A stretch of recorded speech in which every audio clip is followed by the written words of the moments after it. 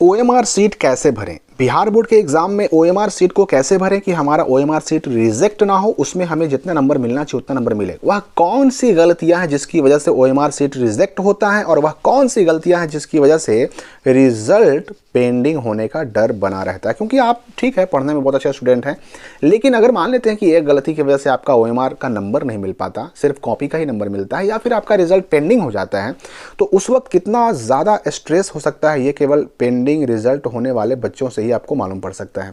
तो गलतियां जो हमें नहीं करनी है और इस ओएमआर को भरने में कौन कौन सी सावधानी रखनी है ये आपको पहले से समझ लेना है, सीख लेना है।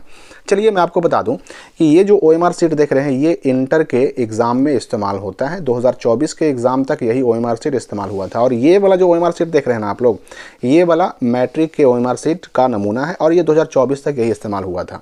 देखिए दोनों में बहुत ज़्यादा फर्क नहीं है, दोनों में से कोई एक भी आप भरना सीख लेंगे, समझिए कि आपने दोनों सीख लिया। बस फर्क क्या है कि कॉलम आपको बिल्कुल सेम मिलेंगे, जो जो इसमें भरना है वही सारी चीज़ें इसमें भी भरना है। मैट्रिक वालों और इंटर वालों के ओएमआर में ऐसा नहीं कि अलग अलग चीज़ें होती हैं। बस फर्क क्या है कि यहाँ देखिए इंटर वाले में ये वाला बॉक्स, ये वाला बॉक्स और ये वाला बॉक्स एक दूसरे के नीचे है, साइड में है, दाहिने तरफ है, और वही तीनों बॉक्स जो है ना अगल बगल में मिल जाएगा आपको मैट्रिक वाले में, यही तीनों बॉक्स सेम टू सेम बिल्कुल। अब हम चलिए भरना सीखते हैं कि हमें इसमें करना क्या रहता है, कौन कौन से काम करने रहते हैं। देखिए जैसे ही ओएमआर सीट मिलेगा सबसे पहला काम तो आपको ये कर लेना है कि पहले अपना फोटो देख लेना है कि भाई आपका अपना ही है, क्योंकि एक ही मिलेगा हर दिन के एग्जाम में, बस एक ही मिलेगा, दोबारा नहीं मिलेगा। आपका नाम यहाँ पे छपा हुआ होगा, आपका यहाँ पर BSAB यूनिक आईडी छपा रहेगा, रोल कोड रोल नंबर छपा रहेगा। जिस दिन आप जो विषय का एग्जाम देने गए हैं ना उस दिन का यहाँ पर विषय कोड 3 अंकों का और फिर विषय का नाम, सब्जेक्ट का नाम रहेगा, यहाँ पर रजिस्ट्रेशन नंबर, यहाँ पर आपकी फैकल्टी साइंस आर्ट्स कॉमर्स और यहाँ पर उस दिन के एग्ज़ाम का डेट छपा हुआ रहेगा। इतना तो केवल आपको मिला लेना है। ये OMR का नंबर है, इसका काम पड़ता है कहाँ, तो ये भरना पड़ता है अटेंडेंस सीट पर, इसका काम पड़ता है, ऐसा नहीं कि काम नहीं पड़ता है। तो अब भरना क्या क्या है भाई, तो देखिए भरने वाली चीज़ों में एक आपको मिलेगा 9 नंबर कॉलम में प्रश्न पत्र क्रमांक यानी क्वेश्चन बुकलेट सीरियल नंबर। अब ये कहाँ से मिलेगा हमें, तो ये मिलेगा हमें क्वेश्चन पेपर से। अब क्वेश्चन पेपर का मैं आपको नमूना दिखा देता हूँ। ये देखिए क्वेश्चन पेपर, इस क्वेश्चन पेपर को देखिएगा तो फ्रंट पेज में ही आपको दाहिने तरफ ऊपर कोना में आपको एक नंबर मिलेगा। ये 3 अंक और ये 7 अंक, कितने हो गए, 10 अंक हो गए। ये 10 अंक का क्वेश्चन बुकलेट नंबर यही भरना पड़ता है कहाँ, तो OMR सीट में, चाहे मैट्रिक का हो चाहे इंटर का, दोनों में भरना पड़ेगा। देखिए मैट्रिक वाला में यहाँ पर भरना पड़ता है इस वाले बॉक्स में, और इंटर वाले में इस वाले बॉक्स में भरना पड़ता है।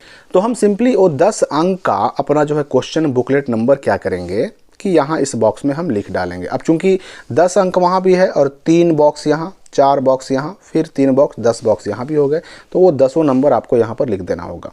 10वां नंबर कॉलम देखिएगा तो यहाँ पर परीक्षा केंद्र का नाम, तो इसमें आपको अपना एडमिट कार्ड देख लीजिए। एडमिट कार्ड पर जो आपका सेंटर का नाम है ना, हूबहू वही सेंटर का नाम 10वां कॉलम में लिख देना है। अब उसके बाद जो है ये बॉक्स देखिएगा तो यहाँ पर लिखा हुआ है परीक्षार्थी का पूर्ण हस्ताक्षर, आपका अपना साइन, तो इस बॉक्स में आपको अपना साइन कर देना है। इसमें आपके रूम में जो इनविजिलेटर रहेंगे, टीचर रहेंगे जो मतलब ड्यूटी में, वो साइन करेंगे, आपको नहीं करना है। यहाँ पर आपका सेंटर का जो सेंटर के CS रहेंगे उनका मोहर लगा हुआ रहेगा। इतना काम कर लेना है। अब इसमें देखिए सबसे मोस्ट इम्पोर्टेंट काम रहता है यहाँ, यानी प्रश्न पत्र सेट कोड।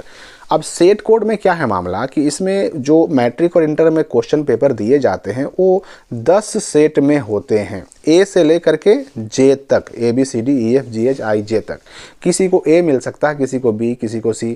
अब आगे बैठे हुए बच्चे को अगर A मिला उसके पीछे वाले को B मिलेगा, उसके पीछे वाले को C, फिर D, फिर इस तरह से J तक। अब J खत्म हुआ, फिर J के बाद वाले बच्चे को A सेट मिलेगा। तो आपको प्रश्न जो भी मिल रहा है भले ही वो 10 सेट में है, लेकिन सभी क्वेश्चन में क्वेश्चन की संख्या भी उतनी ही रहेगी, क्वेश्चन भी सेम टू सेम वही रहेंगे, बस उनका सीरियल नंबर अलग रहता है। हो सकता है कि जो सेट A वाले बच्चे हैं उनमें अगर कोई क्वेश्चन 1 नंबर पर है तो सेट B जिनको मिला है उनमें वही क्वेश्चन 12 नंबर पे भी हो सकता है, जिनको सेट C मिला है उनमें वही क्वेश्चन 25 नंबर पे भी हो सकता है। क्वेश्चन उतना ही रहेंगे और वही रहेंगे, बस नंबर उनका सीरियल नंबर चेंज रहता है। इसलिए सेट कोड भरना बहुत ज़रूरी हो जाता है। सेट कोड कहाँ से मिलेगा, तो ये सेट कोड आपको मिलेगा अपने क्वेश्चन पेपर से, और बड़े बड़े अक्षरों में लिखा रहता है क्वेश्चन पेपर के फ्रंट पेज पर। यहाँ तो मैंने क्वेश्चन का नंबर भरने बता दिया। ये वाला जो है ना A लिखा हुआ बड़ा सा है ना, लिखा हुआ क्वेश्चन बुकलेट सेट कोड, यही A है। तो A कहाँ भरना पड़ेगा, यही यहाँ पर बॉक्स में भरना पड़ेगा। तो इसमें सिंपली क्या करना है कि जो बॉक्स दिया हुआ है ना, इसमें तो ए लिख देना है और फिर सेट ए के सामने वाले गोलक को गोल भी कर देना होगा।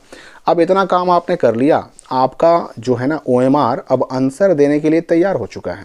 अब सिंपली क्या कीजिए, अपने क्वेश्चन को देखिए, उसमें अगर पहला क्वेश्चन में आपको अगर ए सही लग रहा है तो ए को गोल कर दीजिए, अगर आपको दूसरा क्वेश्चन में बी सही लग रहा है बी को गोल कर दीजिए। आंसर देने का तरीका हुआ। अब यहाँ पर देखिए, गोल करने में बच्चे सवाल पूछते हैं कि मान लीजिए गोलक को हमको गोल करना है, इतना बड़ा गोलक है, हमने बीच में पूरा भर दिया, थोड़ा बहुत बाहर निकल गया, इस तरह से बाहर निकल गया।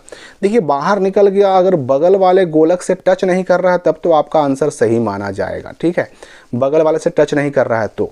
लेकिन मान लीजिए कि 4 गोलक हैं, इस तरह से 4 गोलक हैं, हमने एक में बीच में गोल थोड़ा सा कर दिया, एक में हल्का निशान लगा दिया और एक और गोलक को हमने पूरा गोल कर दिया। एक में हल्का निशान है, एक को पूरा गोल हमने कर दिया है, तो ऐसा क्वेश्चन जो है इनवैलिड माना जाता है, यानी इस क्वेश्चन का नंबर नहीं मिलेगा। अब इस गलती की वजह से आपका ये पूरा का पूरा OMR रिजेक्ट नहीं होता है, केवल जो है ना इस क्वेश्चन का नंबर नहीं मिलेगा जिसमें आपने 2 निशान लगा दिए हैं गलती से। या फिर मान लेते हैं कुछ बच्चे ये भी करते हैं कि वो निशान नहीं लगाते, यहाँ पर काट कूट एक निशान लगा के काट कूट कर देते हैं, एक में पूरा भर देते हैं, तो ऐसे केस में भी सिर्फ उसी क्वेश्चन का नंबर नहीं मिलेगा, ऐसा नहीं, बाकी सारे क्वेश्चन का नंबर आपको मिलेगा। अच्छा, एक सवाल बच्चे ये भी करते हैं कि मान लीजिए हमको जो प्रैक्टिकल वाले विषय हैं इंटर में, उसमें हमें 35 जवाब देना है ऑब्जेक्टिव, हमने 40 दे दिया।